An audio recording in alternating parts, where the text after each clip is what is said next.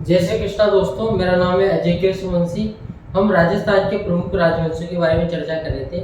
हमारे दोस्तों चौहान राजवंश से पिछले कुछ दिनों से चर्चा के विषय थे। इससे पिछले वाले लेक्चर में हमने जालोर के चौहान राजवंश के बारे में चर्चा करते हुए कानड़ देव चौहान का जिक्र किया था। आज हमारी चर्चा का विषय दोस्तों जैसलमेर का भाटी राजवंश है या फिर जैसलमेर का भाटी वंश है। तो बिना टाइम वेस्ट के चर्चा को प्रारंभ करते हैं। दोस्तों ये जो जैसलमेर का भाटी राजवंश है ये स्वयं को चंद्रवंशी यादव मानते हैं। स्वयं को ये चंद्रवंशीय यादव मानते हैं और स्वयं को चंद्रवंशी यादव मानने के कारण ये अपना संबंध श्री कृष्ण के साथ जोड़ते हैं। ये अपना संबंध श्री कृष्ण भगवान श्री कृष्ण के साथ अपना संबंध जोड़ते हैं। इनके अनुसार ये भगवान श्री कृष्ण के ही वंशज हैं और भगवान श्री कृष्ण इनके क्या है पूर्वज हैं और स्वयं को ये चंद्रवंशी यादव के नाम से संबोधित करते हैं। भाटी क्यों कहलाए दोस्तों? क्योंकि इनकी स्थापना करने वाला, इस वंश की स्थापना करने वाला व्यक्ति भाटी था। कई जगह उसके लिए भट्टी शब्द भी मिलता है, कई जगह उसके लिए भूपत शब्द भी मिलता है। इस वजह से भाटी कहलाए, लेकिन ये मूल रूप से यादव है। संस्थापक की बात करते हैं दोस्तों। संस्थापक कौन है? तो संस्थापक माना जाता है भाटी राजवंश का भाटी। इसके लिए भूपत शब्द भी दोस्तों मिलता है कई जगह इसके लिए भट्टीय शब्द भी मिलता है। कौन कौन से शब्द मिलते हैं? भूपत शब्द भी मिलता है, भट्टीय शब्द भी इसके लिए मिलता है। ऐसा कहा जाता है दोस्तों इस भाटी नामक व्यक्ति के द्वारा 285 ईस्वी में भटनेर का किला बनाकर और उसके आसपास के क्षेत्र पर शासन किया गया। इस प्रकार भटनेर तथा आसपास के क्षेत्र भाटी राजवंश का प्राथमिक क्षेत्र माना जाता है शासन करने का। और भटनेर के किले को इसने अपना दुर्ग बनाया और भटनेर को अपनी राजधानी भी बनाया था। हम सबको जानकारी है दोस्तों, इसी भटनेर के किले को सूरत सिंह जो कि बीकानेर का शासक था उसके द्वारा मंगलवार के दिन जीत लिया गया था। और इस भटनेर के किले का नाम सूरत सिंह के द्वारा मंगलवार के दिन जीतने के कारण, विजय करने के कारण इसका नाम बदलकर हनुमानगढ़ कर दिया गया था। 285 ईस्वी में दोस्तों इस किले का निर्माण हुआ है। इस वजह से इसको राजस्थान का प्राचीनतम दुर्ग भी माना जाता है। यानी कि आपके एग्जाम में अगर प्रश्न आता है कि राजस्थान का प्राचीनतम दुर्ग यानी कि प्राचीनतम किला कौन सा है, तो वो भटनेर का किला है। इस किले को दोस्तों उत्तरी सीमा का प्रहरी भी कहा जाता है। उत्तरी सीमा का प्रहरी भी इस दुर्ग को कहा जाता है। तो ये सामान्य जानकारी है दोस्तों। उसके बाद में ये जो भाटी राजवंश था जो कि हनुमानगढ़ गंगानगर के क्षेत्र में ही शासन कर रहा था, इनके जो उत्तराधिकारी आए हैं बाद में, इन्होंने पश्चिम राजस्थान की तरफ रुख किया। और उस कड़ी में दोस्तों राव जैसल का जिक्र महत्वपूर्ण हो जाता है। तो थोड़ी सी चर्चा हम राव जैसल की भी करना चाहते हैं। इन्हीं का एक उत्तराधिकारी राव जैसल के द्वारा दोस्तों 1155 ईस्वी में त्रिकूट पहाड़ी पर, जो कि जैसलमेर में है, त्रिकूट पहाड़ी जैसलमेर में है, राव जैसल के द्वारा 1155 ईस्वी में त्रिकूट पहाड़ी पर जैसलमेर नगर बसाया गया। जैसलमेर की स्थापना की गई, जैसलमेर बसाया गया। और इसी त्रिकूट पहाड़ी पर राव जैसल के द्वारा जैसलमेर के दुर्ग, जिसको कहा जाता है दोस्तों सोनारगढ़ का दुर्ग, क्या कहा जाता है? सोनारगढ़ का दुर्ग, इसका निर्माण कार्य भी प्रारंभ करवा दिया गया। अब आपको कंफ्यूजन होने से बचना है, क्योंकि सोनगढ़ का दुर्ग जो है वो जालोर का दुर्ग कहलाता है। सोनगढ़ का दुर्ग जालोर का दुर्ग कहलाता है और जैसलमेर का दुर्ग दोस्तों सोनारगढ़ का दुर्ग कहलाता है। तो ये थोड़ा सा अंतर है। राव जैसल के द्वारा 1155 ईस्वी में त्रिकूट पहाड़ी पर जैसलमेर बसाकर सोनारगढ़ की किले का निर्माण कार्य प्रारंभ करवाया गया, जिसे राव जैसल के पुत्र शालिवाहन ने पूरा किया। यानी कि शालिवाहन के द्वारा इस किले के निर्माण कार्य को पूरा करवाया गया था। ये जो किला है दोस्तों, इस किले के उपनाम भी हमें देखने को मिलते हैं। जैसे इस किले को जेशान का किला भी कहा जाता है, क्योंकि राव जैसल के द्वारा बनवाया गया था। प्रारंभ में राव जैसल ने किया था, इस वजह से इसको जेशान का किला भी कहा जाता है। इसके अलावा दोस्तों इसको सोनारगढ़ का किला भी कहा जाता है। सोनारगढ़ का किला भी दोस्तों इसको कहा जाता है। ऐसा कहा जाता है दोस्तों, ये जो जैसलमेर का दुर्ग है, अगर आप मोबाइल से जुड़े हुए हो तो गूगल पर आप जरूर सर्च करना, और कभी आपको देखने का सौभाग्य प्राप्त हो तो वो तो अलग बात है। अगर नहीं भी हो तो गूगल पर सर्च करके देखना, ये बिल्कुल अलग प्रकार का दुर्ग आपको नजर आएगा। ये जो किला है दोस्तों, जिसे सोनारगढ़ का दुर्ग कह रहे हैं हम, जिसे जैसलमेर का किला कह रहे हैं, या फिर त्रिकूटगढ़ भी इसको कहा जाता है। इस किले के निर्माण में चूने का प्रयोग नहीं किया गया, यानी कि चूने का प्रयोग इसमें बिल्कुल भी नहीं किया गया। यानी सोनारगढ़ दुर्ग या फिर जैसलमेर का किला या फिर त्रिकूटगढ़ जो है, जिसका निर्माण कार्य राव जैसल के द्वारा प्रारंभ करवाया गया था, जिसे उनके पुत्र शालीवान ने पूर्ण करवाया, उसके निर्माण में चूने का बिल्कुल भी प्रयोग नहीं किया गया था। ये जानकारी आप जरूर ध्यान में रखना दोस्तों। ये जो जैसलमेर का दुर्ग है, ये जो जैसलमेर का किला है, ये अपने 2.5 शाखों के लिए जाना जाता है। जैसलमेर का किला दोस्तों 2.5 शाखों के लिए प्रसिद्ध है। कितने शाखों के लिए? 2.5 शाखों के लिए। कैसे 2.5 शाखों का क्या अर्थ है, उनकी भी हम चर्चा करना चाहेंगे दोस्तों। जैसलमेर का दुर्ग यानी सोनारगढ़ दुर्ग 2.5 शाखों के लिए प्रसिद्ध है। यहाँ पर दोस्तों तीन बार शाखी जैसी स्थितियां उत्पन्न हुई, जिनमें 2 बार तो केसरिया तथा जोर हुआ, यानी कि 2 बार तो पूरी तरीके से शाखा गठित हुआ, लेकिन तीसरी बार स्थितियां अलग बन गई थी। इस वजह से उसको पूरी तरीके से शाखा नहीं कहा गया इतिहासकारों द्वारा, और उसे अर्ध शाखा के नाम से जाना जाने लगा। चर्चा करेंगे अभी क्यों अर्ध शाखा कहा जाता है उसको। पहला शाखा गठित होता है दोस्तों 1312-13 के समथिंग। अलाउद्दीन खिलजी आक्रमण करता है। बीकानेर का शासक होता है दोस्तों मूलराज, और इस क्रिया में शाखा भी होता है, जोर भी होता है, यानी कि इस क्रिया में दोस्तों केसरिया भी होता है और जोर भी होता है, यानी कि ये फर्स्ट शाखा हो गया है। दूसरा आक्रमण होता है दोस्तों 1370-71 में। दूसरा आक्रमण होता है दोस्तों 1370-71 में। किसके द्वारा होता है? फिरोज शाह तुगलक, शॉर्ट में लिख रहा हूँ, फिरोज शाह तुगलक के द्वारा दूसरा आक्रमण होता है। तब यहाँ का शासक होता है दोस्तों राव दूजा यहाँ का शासक होता है। इस घटना में दोस्तों केसरिया होता है और जोर होता है, यानी कि ये दूसरा क्या हो गया? शाखा हो गया है। 2 शाखा कंप्लीट। तीसरी बार स्थितियां अलग हो जाएगी। तीसरी बार दोस्तों क्या होता है, 1550 की बात है। अमीर अली जो कि कहाँ का रहने वाला था? कंधार का रहने वाला था। अमीर अली को जैसलमेर के शासक राव लूणकर्ण के द्वारा शरण दी जाती है। लेकिन दोस्तों ये जो अमीर अली है, ये विद्रोह कर देता है, ये गलत फायदा उठाता है, ये बगावत कर देता है। इसके साथ कुछ सैनिक वगैरह होते हैं और इनके मन में ऐसी लालसा उठ जाती है कि क्यों ना हम जैसलमेर के किले को जीतकर अपने शासन प्रणाली की इसको आधारशिला बनाई जाए, यानी कि यहाँ से शासन नए सिरे से प्रारंभ करवाया जाए। इसके मन में ये ख्याल आया तो इसने विद्रोह किया, तलवारों के साथ विद्रोह किया, युद्ध हुआ, युद्ध की जैसी स्थितियां हो गई। मतलब राव लूणकर्ण अमीर अली के साथ हुए युद्ध में लड़ते हुए मारा गया, यानी कि हम कह सकते हैं दोस्तों तीसरी वाली घटना में केसरिया तो हुआ है, क्योंकि राव लूणकर्ण अमीर अली के साथ लड़ता हुआ मारा गया। लेकिन उसके बाद में जो राव लूणकर्ण के सैनिक थे, उन्होंने स्थितियों को संभाल लिया। अमीर अली तथा उसके साथ जो कुछ सैनिक थे उनको पराजित कर दिया, यानी कि इस युद्ध में राव लूणकर्ण की सेना की विजय होती है। हालांकि राव लूणकर्ण मारा जाता है इस वजह से, और इस अमीर अली को गिरफ्तार कर लिया जाता है, बंदी बना लिया जाता है।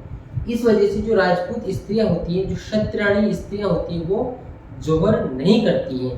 यानी कि इस तीसरी घटना में दोस्तों केसरिया तो होता है लेकिन जौहर नहीं होता है, जौहर नहीं होता है। इस वजह से दोस्तों इसको कहा जाता है अर्धशाखा। क्या कहा जाता है? अर्धशाखा। और साथ ही इस युद्ध में जैसलमेर की विजय भी होती है। तो आपके आया ये समझ में, मेरे ख्याल से आ गया होगा। क्या बोला दोस्तों मैंने? अमीर अली जब आक्रमण करता है तो राव लूणकर्ण के नेतृत्व में कुछ योद्धा वीरगति को प्राप्त हो जाते हैं। कि केसरिया तो होता है लेकिन विजय जैसलमेर राज्य की होती है, क्योंकि जैसलमेर राज्य के सैनिक शीघ्र ही स्थितियों पर काबू पा लेते हैं तथा अमीर अली को गिरफ्तार कर लिया जाता है। इस वजह से राजपूत क्षत्रियां जौहर नहीं करती है लेकिन केसरिया घटित होता है। इस वजह से इसे कहा जाता है दोस्तों अर्धशाखा। क्या कहा जाता है? अर्धशाखा कहा जाता है। और यहाँ से राजस्थान की लगभग हर प्रतियोगी परीक्षाओं में प्रश्न पूछे गए। इस वजह से ये जानकारी आपको जरूर ध्यान में होनी चाहिए। 1570 में दोस्तों अकबर के द्वारा नागौर में राजा बहारमल के कहने पर या फिर राजा बहारमल के सुझाव पर 1570 में अकबर के द्वारा नागौर में नागौर दरबार का आयोजन किया जाता है। नागौर दरबार का आयोजन किया जाता है। इस नागौर दरबार का उद्देश्य क्या था? कि जो सैनिक या जो राजपूत शासक अकबर के नियंत्रण में आना चाहिए उनका स्वागत है, वो अपने राज्य पर काबिज रहेंगे, बस उनको मुगलों की अधीनता स्वीकार करनी पड़ेगी। और जो इस नागौर दरबार में आकर मुगलों की अधीनता या फिर अकबर की अधीनता स्वीकार नहीं करेंगे उन पर सीधी कार्रवाई की जाएगी, उन पर आक्रमण किया जाएगा। ये शर्तें थी किसमें? नागौर दरबार में। जैसलमेर का शासक हरिराय भाटी, जैसलमेर का शासक हरिराय भाटी इस नागौर दरबार में उपस्थित होता है और अकबर या फिर मुगलों की अधीनता स्वीकार कर लेता है। अकबर या फिर मुगलों की अधीनता इसके द्वारा अधीनता स्वीकार कर ली जाती है, यानी घुटने टेक देता है। दोस्तों जैसलमेर के भाटी राजवंश का ही शासक अमर सिंह भाटी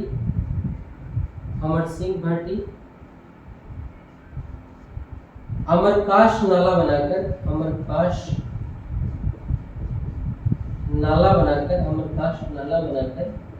सिंधु नदी के पानी को जैसलमेर तक लेके आ जाता है। सिंधु नदी के पानी को जैसलमेर तक लेके आ जाता है। ये भी आप ध्यान में रख लेना।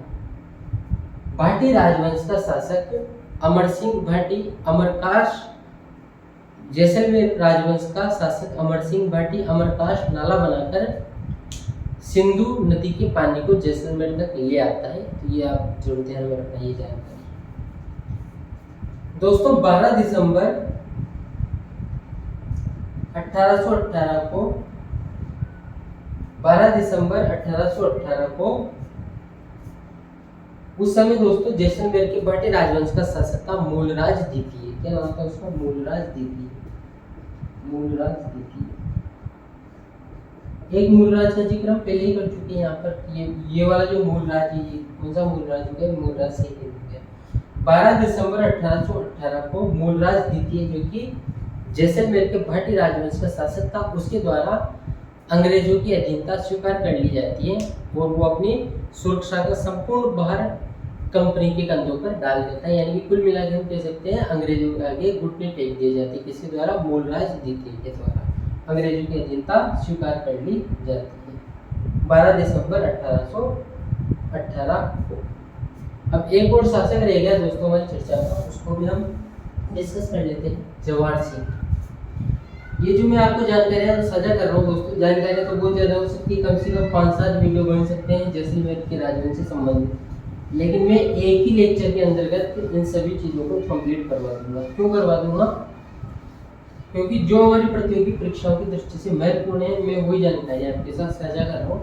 सभी जानकारियाँ साझा करने से दोस्तों सिलेबस वैसे बहुत ज़्यादा लेंथी होता है, और अगर हम सारी जानकारियाँ साझा करेंगे तो सिलेबस पहाड़ जैसा हो जाएगा, जिससे उस पहाड़ को पार करना हर किसी के बस की बात नहीं होती। इस वजह से जहाँ पर डिटेलिंग की आवश्यकता है, जैसे हमने डुइट राजवंश में पढ़ा, कच्छवा राजवंश में पढ़ा, राठौर राजवंश में पढ़ा, तो जहाँ जहाँ डिटेलिंग की आवश्यकता है हमने डिटेलिंग की भी है। जैसे महाराणा कुंभा है तो उनके बारे में 50-50 मिनट के 2 वीडियो बनाए दोस्तों, 2 लेक्चर रिकॉर्ड किए लगभग 2 घंटे के, तो जहाँ आवश्यकता है वहाँ तो करेंगे, लेकिन फिलहाल यहाँ इतनी आवश्यकता नहीं है। तो मैं केवल महत्वपूर्ण बिंदुओं के बारे में ही चर्चा करूँगा जो हमारी प्रतियोगी परीक्षाओं में के दृष्टिकोण से फायदेमंद हो और जो हमें परीक्षाओं में सीधे तौर पर फायदा पहुँचाए। भाटी राजवंश का अंतिम शासक होते हैं दोस्तों जवाहर सिंह। कौन होता है भाई? जवाहर सिंह। इस जवाहर सिंह के समय में एक महत्वपूर्ण घटना घटित होती है दोस्तों। एक प्रसिद्ध क्रांतिकारी था जैसलमेर का, जिसका नाम है दोस्तों सागरमल गोपा। सागरमल गोपा के द्वारा जैसलमेर रियासत में विद्रोह कर दिया जाता है। उनकी अनेक सारी मांगे होती है, जैसे प्रजामंडल से संबंधित अनेक सारी मांगे होती है दोस्तों सागरमल गोपा की। लेकिन सागरमल गोपा की मांगों पर जवाहर सिंह के द्वारा ध्यान नहीं दिया जाता है। इसके अलावा ये थोड़ा कठोर शासक था। इस वजह से भारत छोड़ो आंदोलन का भी ज्यादा प्रभाव हमें जैसलमेर में देखने को नहीं मिलता है। सागरमल गोपा दोस्तों नागौर में था, तब उन्होंने 3 किताबें लिखी थी। एक किताब का नाम है दोस्तों जैसलमेर में गुंडा राज, दूसरी किताब का नाम है आज़ादी के दीवाने और तीसरी किताब है दोस्तों रघुनाथ सिंह का मुकदमा। ये सब किताबें लिखी। तो जैसलमेर में गुंडा राज इस किताब से और रघुनाथ सिंह का मुकदमा, इन सभी किताबों से जैसलमेर का शासक जवाहर सिंह भड़क उठा और वो किसी भी हालत में सागरमल गोपा को कैद करना चाहता था। कैद भी कर लिया गया नागपुर से, यहाँ लाया गया तो सागरमल गोपा के द्वारा बिल्कुल भी समर्पण नहीं किया गया, बल्कि सागरमल गोपा द्वारा दो टूक जवाहर सिंह को कहा गया कि ये जो गांधी की आंधी है ये नहीं रुकने वाली है, हम स्वराज हासिल करके रहेंगे। और इस बात से जवाहर सिंह काफी चिढ़ जाता है। सागरमल गोपा को दोस्तों सलाखों के पीछे जेल में डाल दिया जाता है और वहाँ पर एक थानाधिकारी होता है। जिस जेल में सागरमल गोपा को बंद किया जाता है वहाँ का जो थानाधिकारी होता है उसका नाम है गुमान सिंह। और गुमान सिंह को यह आदेश दिया जाता है कि मिट्टी का तेल यानी कि केरोसिन छिड़क कर सागरमल गोपा की प्राणलीला समाप्त कर दी जाए। गुमान सिंह के द्वारा दोस्तों मिट्टी का तेल या फिर केरोसिन छिड़क कर सागरमल गोपा की हत्या कर दी जाती है। इस हत्या से जैसलमेर रियासत साथ ही अनेक सारी राजपूताना की रियासतों में हड़कंप मच जाता है,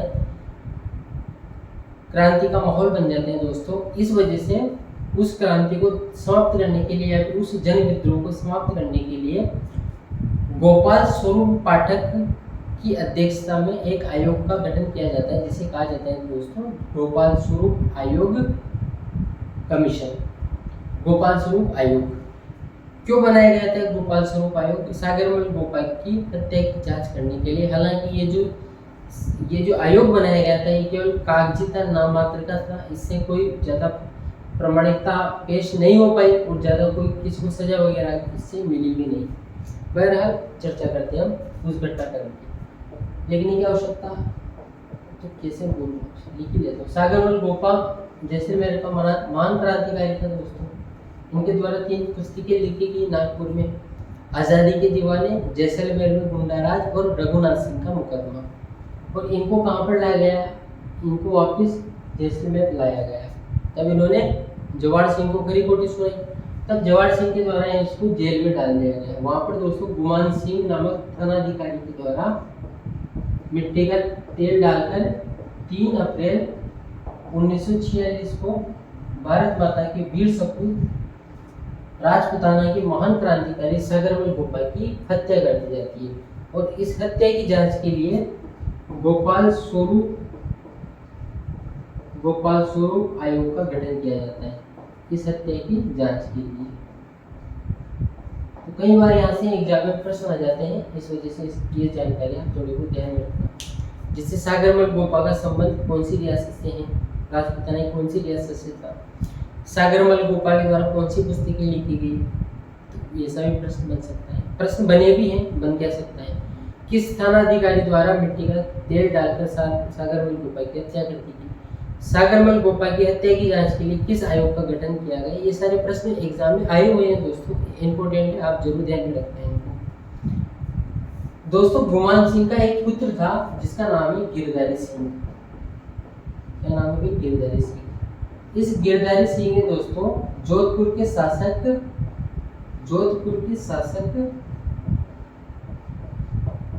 हनुवंत सिंह के